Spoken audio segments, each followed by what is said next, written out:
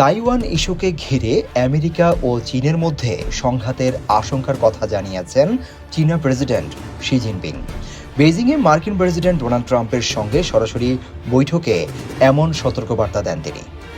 Xi Jinping বলেন, Taiwan প্রশ্নটি যদি সঠিকভাবে সামলানো না হয় তাহলে ওয়াশিংটন ও বেইজিংয়ের মধ্যে দ্বন্দ্ব এমনকি সংঘাতও তৈরি হতে পারে। তার ভাষায় এটি চীন আমেরিকা সম্পর্কের সবচেয়ে গুরুত্বপূর্ণ ও স্পর্শকাতর ইস্যু। চীনা প্রেসিডেন্ট আরও বলেন, তাইওয়ানের স্বাধীনতার প্রচেষ্টা তাইওয়ান প্রণালীর স্থিতিশীলতার সঙ্গে সাংঘর্ষিক। এই স্থিতিশীলতাই দুই দেশের সম্পর্কের জন্য সবচেয়ে বড় পরীক্ষা।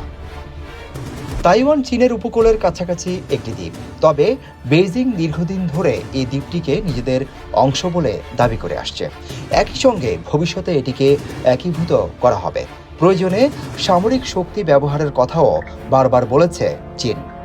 অন্যদিকে আমেরিকা আনুষ্ঠানিকভাবে তাইওয়ানকে চীনের অংশ হিসেবে স্বীকৃতি দিলেও দ্বীপটিকে সামরিক সহায়তা ও অস্ত্র দিয়ে থাকে।